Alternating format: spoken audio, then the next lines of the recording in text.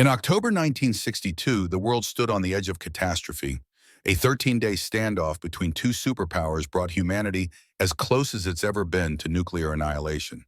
This is the story of the Cuban Missile Crisis, a time when every decision mattered, and any wrong move could have meant World War III. To understand the Cuban Missile Crisis, we need to rewind to the Cold War, the period of intense rivalry between the United States and the Soviet Union. The Cold War wasn't a hot war, but rather a battle of ideologies, with each side armed with nuclear weapons and determined to spread its own way of life. The U.S. backed capitalism, while the Soviet Union supported communism. Cuba, a small island just 90 miles from the U.S. coast, became the epicenter of this Cold War tension. In 1959, Fidel Castro and his rebels overthrew Cuba's government and established a communist regime. This worried the U.S. as communism had spread so close to its borders. In response, the U.S. attempted to overthrow Castro in 1961 through the failed Bay of Pigs invasion, which only pushed Castro closer to the Soviet Union. Soon, Cuban leader Fidel Castro allowed Soviet Premier Nikita Khrushchev to place nuclear missiles in Cuba, missiles capable of reaching nearly every major city in the United States in minutes. This was Khrushchev's way of countering the U.S. presence of nuclear missiles in Turkey and Italy, positioned within striking distance of the Soviet Union. On October 14, 1962, an American U-2 spy plane flew over Cuba and captured photos showing Soviet missile sites under construction. President John F. Kennedy and his advisors immediately realized the gravity of the situation. If the missiles in Cuba became operational, they could reach U.S. cities in under 10 minutes. Kennedy was faced with a monumental decision.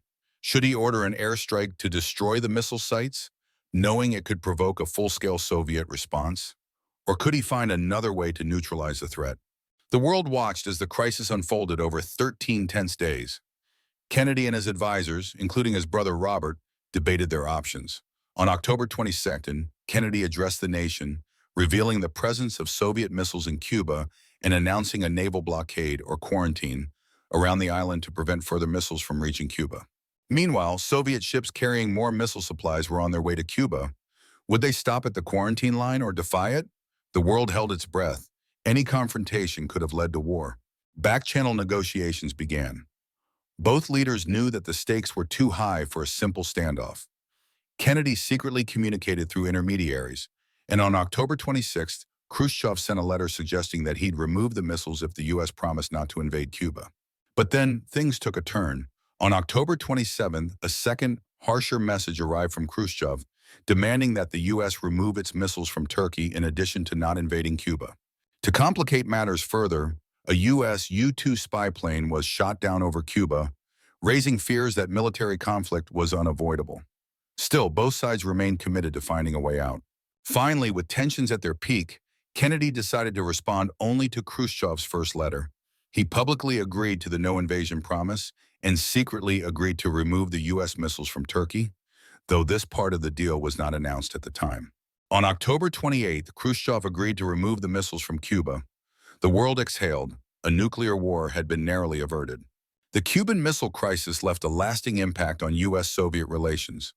Both superpowers realized the risks of a nuclear showdown and began establishing direct communication channels, including the famous hotline between Washington and Moscow, to ensure quick communication in times of crisis. It also led to future arms control treaties, as both nations recognized that avoiding nuclear war was in their mutual interest. For the public, the Cuban Missile Crisis highlighted the dangers of nuclear weapons and the necessity of diplomatic solutions. The Cuban Missile Crisis stands as one of the closest moments humanity has come to nuclear war. But through careful diplomacy, bravery, and a willingness to compromise, global leaders managed to pull us back from the brink. It serves as a powerful reminder of the responsibilities that come with power and the need to always seek peace in times of conflict. Thank you for watching.